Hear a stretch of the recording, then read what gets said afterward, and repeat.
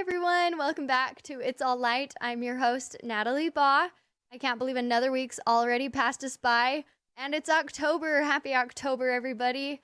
I love September. I love October. I think fall is my favorite season. It's the best. But before I get carried away and all the things I love, we have a guest today. Hello, John. Hey, everybody. Nat, it's good to hear from you. John Reid is from Orem, Utah. And him and I met a few weeks ago. We went golfing, and golf is a big part of his life. He grew up with his dad on the PGA Tour as a pro golfer, and golf is a big part of his life. And he's an incredible golf coach. Definitely helped my swing out a ton. So, if you need tips, you can reach out to John, and he'll be happy to share a few. Maybe. John, are you? I'd There be you happy have it. to I just send them offered my that way. up. But no, for real, my golf swing is so much better. And that just was like an hour with John at the range. So a little bit more about John is that he lived in Utah most of his life, but when he was 14, lived in Maryland for a few years. And he also, like I said, with his dad, he's traveled around the world watching his dad play golf. And he served a mission in San Jose, California. And he is studying behavioral neuroscience and studying psychology at UVU. So we're going to dive a little bit deeper into his passion behind psychology and also a few other passions in John's life. But John, I've been talking a lot, so let's hear a little bit more from you about you. The question of this episode is, what's your favorite fall activity? Okay, that's a good question. Favorite fall activity. So I love when the trees turn colors. That's probably my favorite part of fall. So I was born up in Sundance, and I remember as a little kid that we would go up there and the trees would always be so awesome. So my favorite fall activity would probably be going on the lift up at Sundance up to that sounds amazing. Up to the top of the hill, and just looking back, and you get to see all the different colors and all of the different sights and views, and it's pretty cool. That's my favorite fall activity. Awesome. I think that's mine too.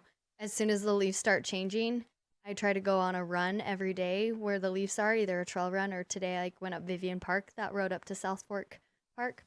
Anyways, it's literally the best thing to watch them change, and I can't wait to go back and see how they change in a week or so. So I love that. You've got a big marathon coming up soon, right? Ooh, 6 days. But yeah, that's a topic for another time. Sure, we'll say I'm ready. If you want to come to Escalante, Utah and watch me run, you're welcome to come. Anyone's welcome. Anyways, but that's besides the point. That is something I'm passionate about. But today we're talking about John and his passions. So John lights up about golf and psychology, if you didn't guess that from his bio. So, John, where should we start? Yeah, so I mean, ever since you were born, golf has been a part of your life because your dad was a big golfer. It was. What about golf did you love? Or do love? Well, growing up, I was too rambunctious to be able to get into it. I couldn't sit still. I didn't really love the game. I was decent at it, but growing up, it was my brother and my dad's thing. They would spend numerous hours at the golf course. I would come home and they would be at the golf course. And so how it kind of started with me is I wanted to spend more time with my dad and my brother. I'm like, well, they're gone all day.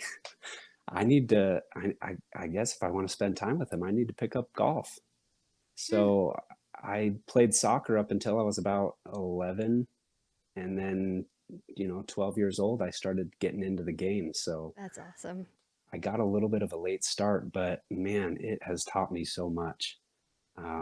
It's been one of the greatest blessings in my life, and passions that people can be able, it's a lifelong game. Not many people have that. A lot of careers in sports end after college. Tom Brady, Federer. Right? Well, Tom Brady might be an exception. He's like 45 now. That's true. That's true. Like he's playing way longer. But, most guys... I don't know anything. Most people can't play it at a for a very long time of their life, and Yeah. this is such a great game where you can pick it up at any point in your life, and you'll be just as good as anybody else, That you is know? so true. I love that.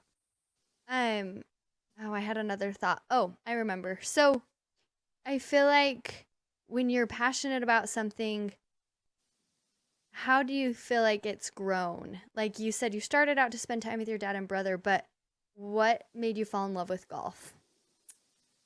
I liked the peace and the satisfaction, and the hard work that it takes, and it started out when I was a kid. I would, whenever I would get mad, I would go and kick my soccer ball. And then whenever I would get mad when I got a little bit older, 13, 14, 15 years old, typical teenage disputes with parental figures. Yeah, I would just get my golf clubs and I'd go to the range and I would find peace there. Mm, It's just me and the ball and the dirt. mm. And I would be able to tee it up and hit it as hard as I want if I was mad, and um, and take little time to work on the little touch and the finesse shots or putting, and work through all these. There was always something to do, something to keep me busy, something to get better Mm, at, and interesting. I could never be perfect at it. And so it uh, it just it just kind of hooked me. I feel like everybody, when they first start out, you know they suck, but when you really put in a good amount of work, you can hit a whole bucket of balls when you first start out, and you can't hit a single good shot. But when you do hit one good shot, there's a distinct feeling that you Oh feel, yeah, I felt it and maybe 5 times in my life. Out and of a, I call that the hook. When you're fishing, it's the hook. It grabs you, and you're hooked after that. It's like, wow, yeah, I want to feel that again. You one get a little little success. Yeah. you get a little rush of dopamine, and you're like, I know I did it once. I know I can do it again. Yeah, teach me how. Teach me how to do it. Yeah. And so it's so great. So golf can teach a lot of things, especially to little kids. Hmm. Um, I was reading a study they did on a group of kids from Sweden, and they took a group of third graders. Okay, they took a group of third graders, and they they kind of split the class half and half, and they had half of the kids practice soccer for 3 times a week, and then they had half the kids practice golf for Hmm. 3 times a week, about an hour a day.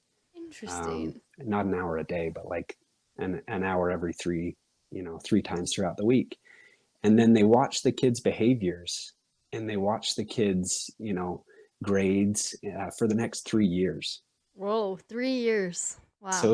it was a longitudinal study, and these kids, the ones that ended up playing soccer, they would get frustrated a little bit more easily. When they were given a task that was particularly difficult, they were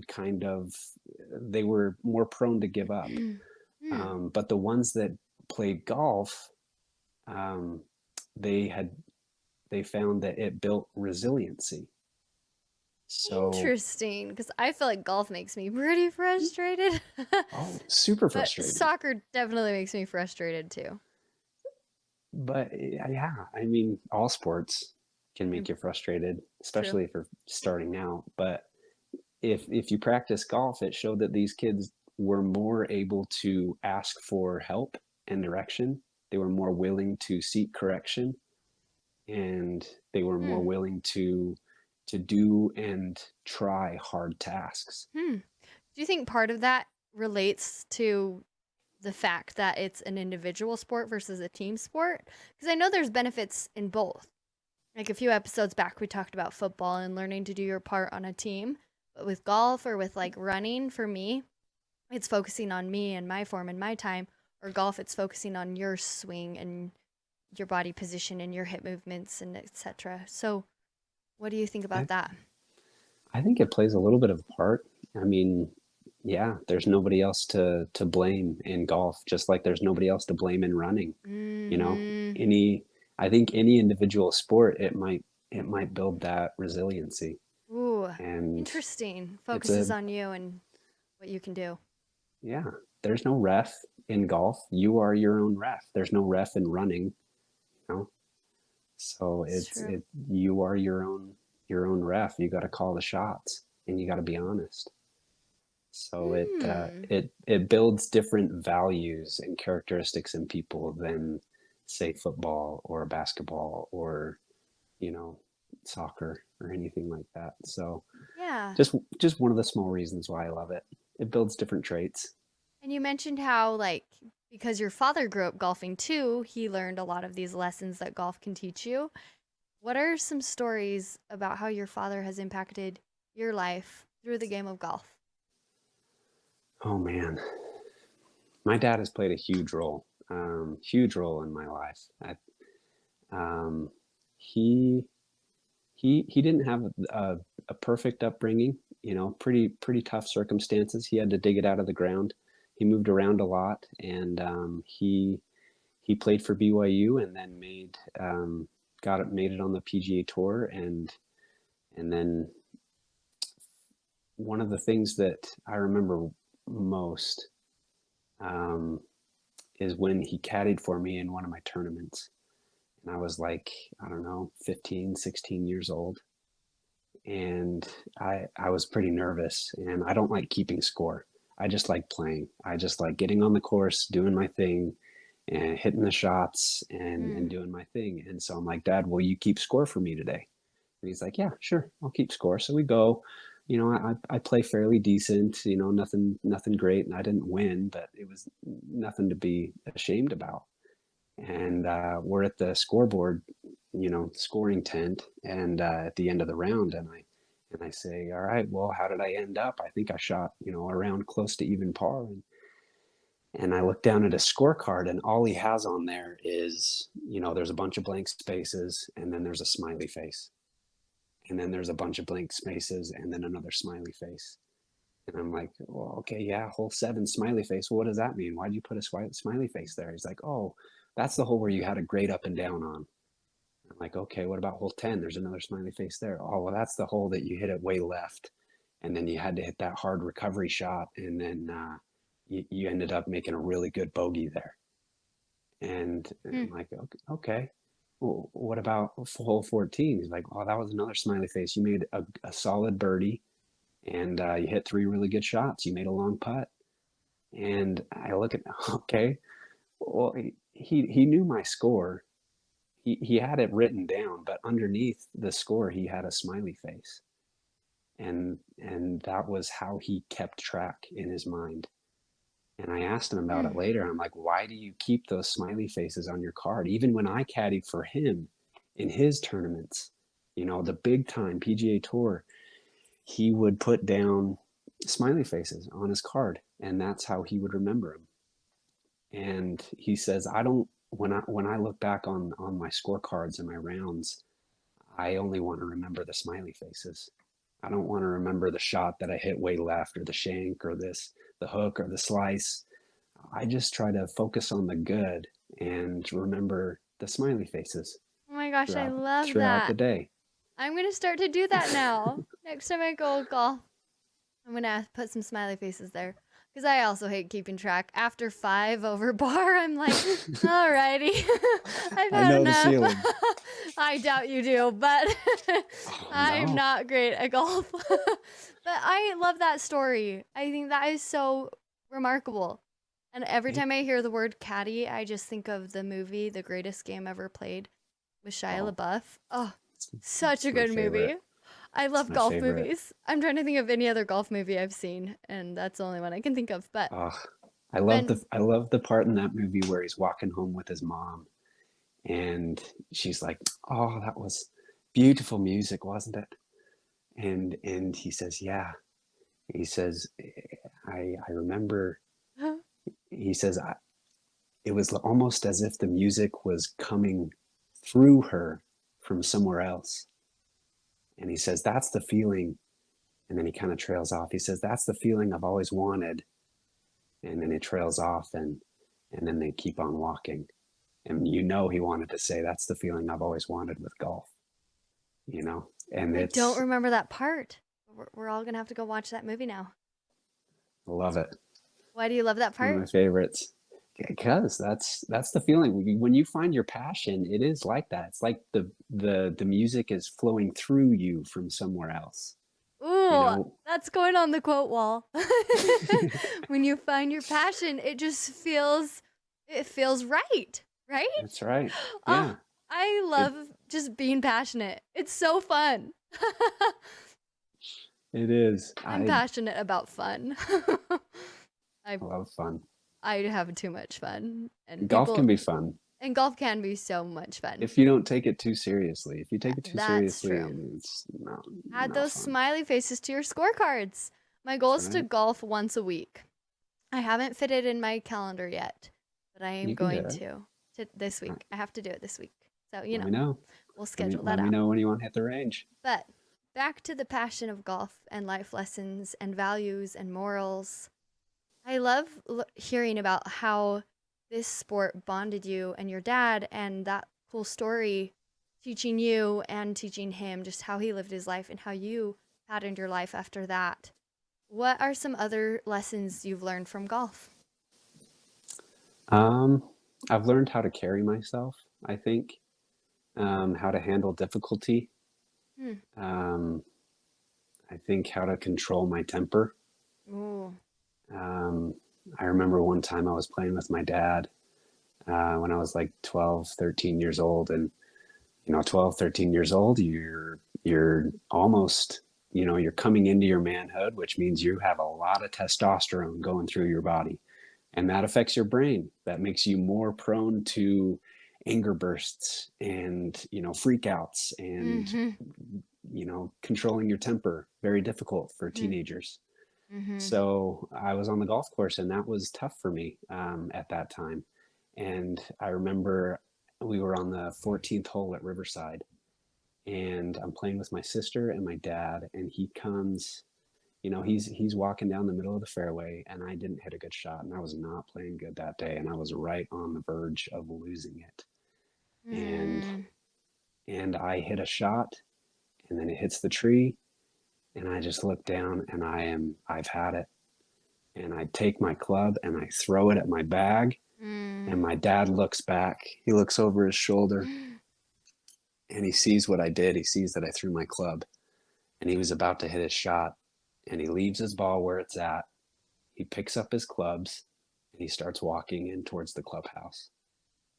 He just starts walking off the golf course. Totally, you don't do that. And I look at my sister and she looks at me and she's like, what did you do? Like, Oh I don't no. know. I hit a bad shot. I'm like, Dad, where are you going? He just looks over his shoulder and he says, I don't play with poor sports. Ooh. And he keeps on Ooh. walking I don't play with poor sports. and he keeps on walking. And Huh. he says, you guys can finish if you want, but I do not play with poor sports. Interesting. So how has that impacted you? I haven't thrown a club since. It Interesting. my dad, if you hear anybody talk about him, they'll always say what a calm and mild mannered man he is, and that's so true. Mm. And that's from the game of golf, and it Mm. teaches you no matter how high and mighty, no matter how far you hit the ball, no matter how big you are, at the end of the day, you can still hit a crappy shot, and you got to control your temper, because if you Mm. don't control your temper, then it will affect you throughout the round. A lot of people that think, oh, if I get mad, it'll make me Mhm. play better. And in some Mm. sports, that's true. In basketball, if you get mad, but Sometimes it, in running, yeah, it can make you run but faster. but with That rage golf, can, you got to yeah. compose yourself. Wow. Interesting. I love So that. I don't So, play with I don't play with poor sports. So finding And the way to cope with mistakes in a sense and to deal with frustration and mistakes, right? Hitting a yeah, bad shot. It doesn't feel yeah, good. it but doesn't. but it happens. There's a good life metaphor right there. Like sometimes you can't help it. It happens to everybody, and it's not, it's not many how many times you get knocked down, but how many times you get back up. I mean, whether you So hit a bad shot on the first hole or whether you get have a bad shot on the last hole, you still have to hit your next shot, yeah, it's and you, true. you Hakuna Matata, you know. I love that. But with that being said, I know there's an element of paying attention to the details, and another life lesson you mentioned was swinging your swing. Can we dive deeper into those? Yeah, swing in the swing. Yeah, it kind of goes with along with what Shia LaBeouf said in that movie. The music comes from you from somewhere else, and your voice is going to be different than anybody else's voice. Your passion might be a little bit different than anybody else's passion. Mm-hmm. Your swing is going to be different than anybody else's swing. You were teaching me And that. It's so cool. it is. I mean, your body is different, and my body is different, and everybody's everybody's swing is going to be their own swing with their own tempo and their own pace and their own follow through and their own pose. And if you want to be fancy, you can add a little club twirl in there, but it's you got to swing your own swing, and it takes time for you to be able to develop that. Hmm. um, and it you have to be able to take the time to dig it out of the ground to be able to do that, and that means asking for help. When you first start out with golf, the first thing you want to do is find somebody, a teacher, somebody that knows more than you do, so that you don't make bad habits. Mm. So true. So our brain, we just start developing this muscle memory, and if you start out with bad habits, those bad habits are going to be a lot tougher to break after years of practice. Isn't that um, so interesting? Bad habits, just in general, are so easy to do and have, but yeah. good habits are so hard to have. I wonder, Very tough. sometimes I wonder why. I'm like, is our natural man just so bad that we're good at these bad habits versus anything good in life takes work, right? So good It's true. things take work. And I don't know, sometimes I feel lazy and I just am like, there's no point. Like, I'm not going to get better. And I'm struggling or I'm frustrated. And my golf swing's been the same for 5 years. And I have to relearn everything. Or even my tennis swing, or I don't know, just different things in my life.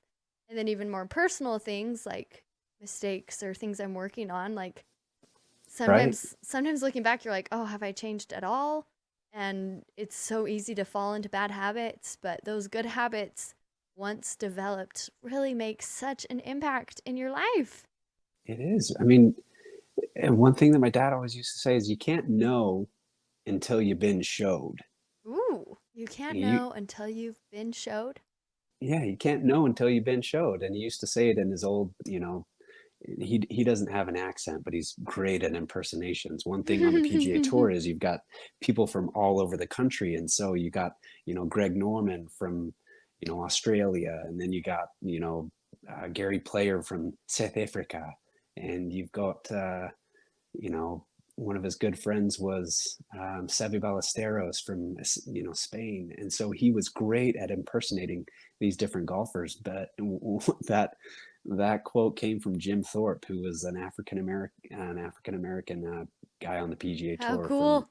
from uh, from I think Texas, and he says you can't know until you've been showed. And I love so it. um, and that goes along with swinging your swing. You can't know how to swing the golf club until you've been showed, and you got to Hmm. ask for help, and you Hmm. can't. It goes with anything in life. If you want to get better at anything, you got to find somebody smarter or better than you are. Mm-hmm. It's not Yeah. just gonna magically happen. I've been playing tennis with kids who played all throughout high school. I'm the only one who didn't play in high school.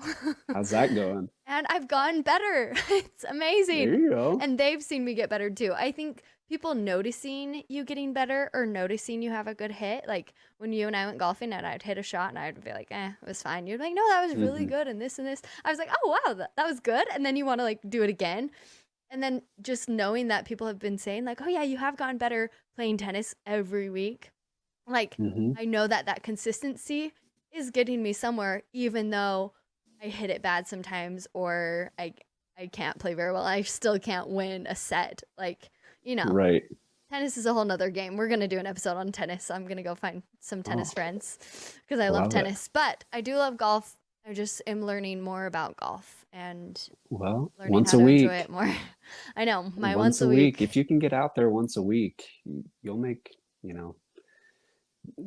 big strides, Yeah, bounds, that's the leaps and goal. bounds. And I love that as we learn about these passions in my podcast, like with different sports and different passions, like then when I go out and do those things, because I feel like I'm passionate about all these things, maybe football a little less, but I'm preparing for the Turkey Bowl. But What, you're not going to put some pads on and go out there and try to tackle some dudes? probably not. But I don't know, with golf, it's fun to learn that these lessons that golf has taught you.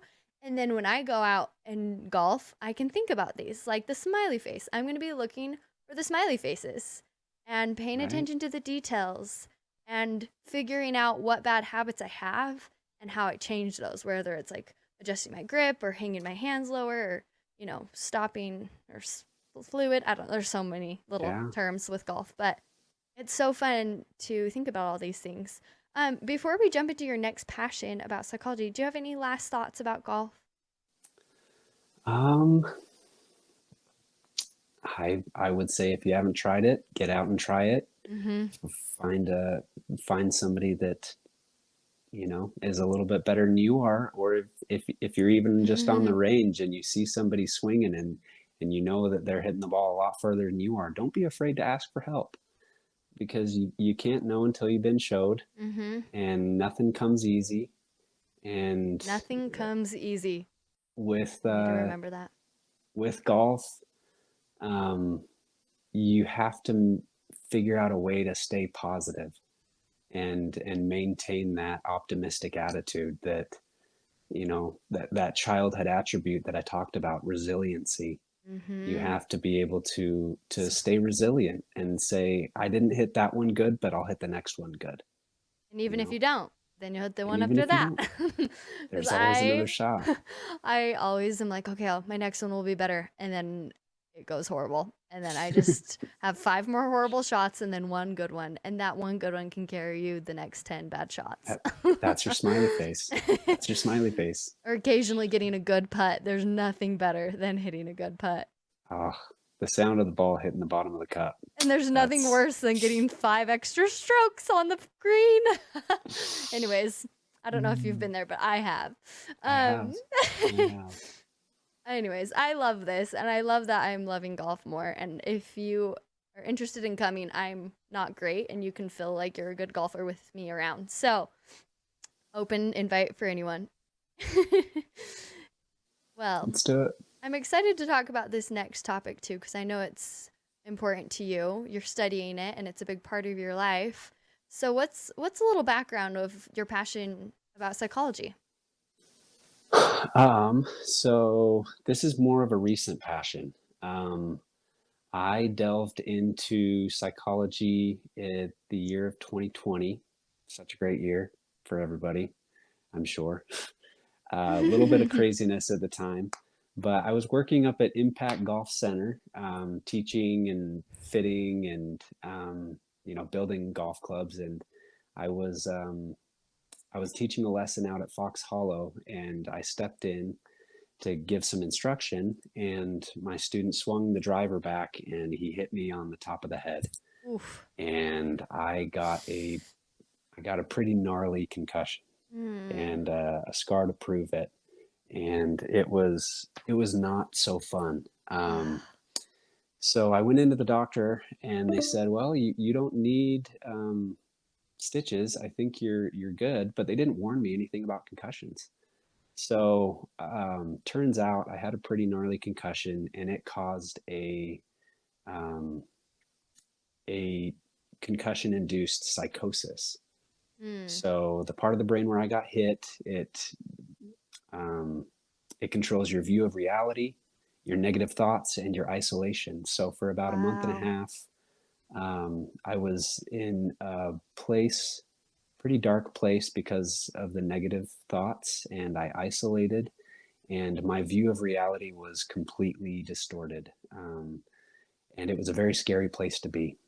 But the only thing that brought me out of it was I studied the brain, and um, I studied, the specific part where I got hit, and it said, that it controls these parts of the brain. And after that, I started making these different connections, and I just thought to myself, you know what, this is interesting. I could see myself Mhm. studying this a little bit more, and so I got into psychology.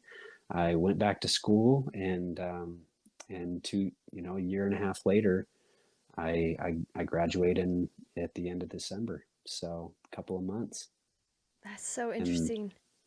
that kind of got me started on this road, this journey, this newfound Psychology passion. journey. Yeah, isn't that so interesting? As people listen to my podcast, I hope that they think about experiences that may have caused them to learn a passion that they didn't know they had. And it Right. really does take just a few experiences or one experience to teach you, like, wow, I'm super interested in this. Small, before we dive back into it, sorry, I did an internship for like International Center for Religious Freedom.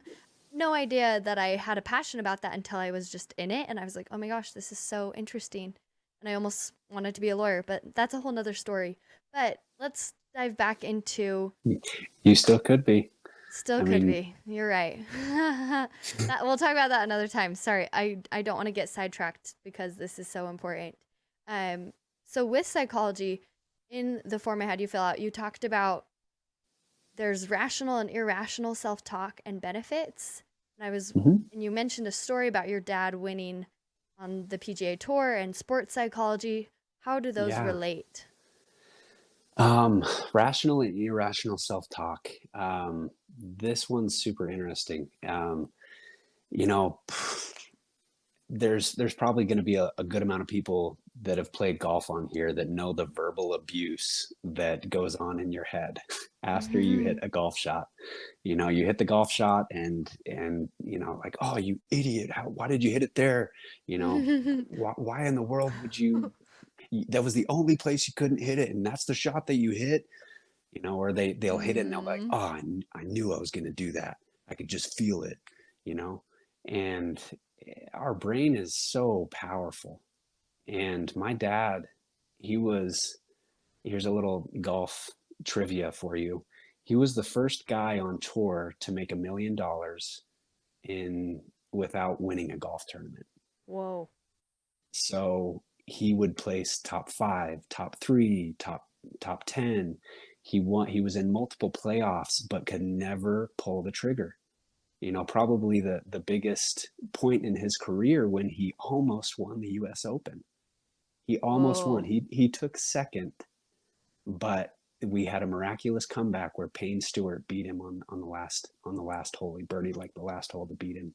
Oh my And then gosh. shortly after, Payne Stewart had that terrible accident in which he passed away. But nobody talks about the guy who took second, and that was more often than not my dad. What's his And name for those Mike listening? Mike Reid. Mike Reid. Mike Reid. They used to call him Radar. He was the first year they started keeping statistics. My dad was the most accurate on um, hitting the fairways in regulation, or fairways. He hit the most fairways, and he was also very accurate iron player. So they called him Radar. But he didn't win for the first like 5, 6, 7 years of his career, and then finally he went to a sports psychologist, and he talked to him, and he said, Mike, have you ever pictured yourself hoisting the trophy at the end of the week? Ooh. Have you ever pictured yourself making the final putt to win and the crowd going crazy and you lifting your arms in triumph. Have you ever pictured yourself being calm in that moment? Have you ever pictured yourself and Hmm. visualized and felt what it feels like? And he says, we're going to do that right now. And then, boom, 2 weeks later, he won his first tournament. Wow. And it just really flipped a switch. Wow. So visualizing, what you want, kind of manifesting, that's a big thing right now. Those And affirmations. Yeah. Huge. so They it is. they impact you so much. And it works. I write mine down on my mirror, Oh, I love that. of what I want and what I want to accomplish for that week or that day or my big time goal, Do you say them out loud? I do. I do. And I did when I played golf tournaments all the time. I would go Really? in the bathroom and I would look at myself in the mirror and I would say, you are a great putter. You are going to hit a lot of great shots. You make solid contact. Whatever came to my brain, whatever I was struggling with, I would say them out loud in front of the mirror Oh, before I every love round. this. I'm getting a little jittery because I know I need to do this for my race on Saturday. And I'm nervous because I don't think I'm going for time because it's a difficult course. But I'm like trying to think about how I can envision myself running my pace and feeling Mm, good and crossing the finish line. It's so emotional. I love it.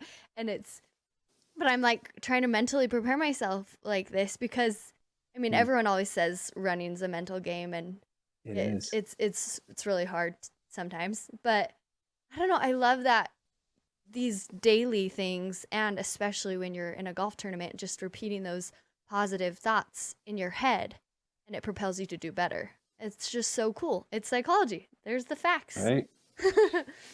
Rational and I mean, you talked about self-talk and the Mhm. rational and irrational. So rational self-talk would be more of like um, what's achievable. So a What's rational achievable? self-talk, maybe for you, it's like, I really want to run this race in a certain amount of time, but it's okay if I don't. And if I Mhm. don't, I'm not going to be any less of a person. It's not going to be any sweat off of my back. I would really like to, and I think I can. I know I can, but if I don't, it doesn't make me any less of a person. Hmm. It doesn't take anything away from me. Hmm. Whereas Interesting. where it kind of it puts in that positive mindset that you really want to and you can, but it takes off that pressure that you need to be, because if you add too much pressure, it tenses up your muscles. And we all know that a relaxed athlete is a good athlete. Ooh, that's also And going on the quote so wall. It's true. Yeah. irrational self-talk, irrational self-talk is statements like, I need to make this. I have to make this. My parents are watching. My girlfriend, my boyfriend, Mm, they're all looking up to me. I need to make this. So much pressure. Those type of yeah. statements. If I don't, then I'm a piece of crap. If Hmm. so, those type of statements are irrational, and they're putting way too much pressure on you for what you need to perform. And Yeah. so switching your brain and learning how to talk to yourself is a big part of psychology, sports psychology, and achieving goals. I love that. Unfortunately, we're running out of time, but what's your main takeaway from everything we discussed? And I know you've shared so many great things. I have many takeaways, but what's one thing kind of in the back of your head that you want to share with everyone? Um, just find the smiley faces throughout the day, little things that make you happy. Try to visualize your success and um, just work towards progress and not perfection. Mm. Hi everyone. So sorry that just kicked us out of Google Meet. But I wanted to just hurry and share a few of those takeaways that John shared with us about his passions with golf and psychology. I think the biggest takeaways were find the smiley faces every day, visualize your success, and remember You're practicing to make progress, not perfection. And with that, nothing worthwhile comes easy. So go out there, work hard, find your passions, put in that effort. If you want to come golf with me, let me know. If you want to come be on this podcast, let me know. I am so passionate about passion in general, and I just love this opportunity to talk to you guys every week and to share these passions with you. So remember, spread the light, light the passion. Have a good week, guys. Bye.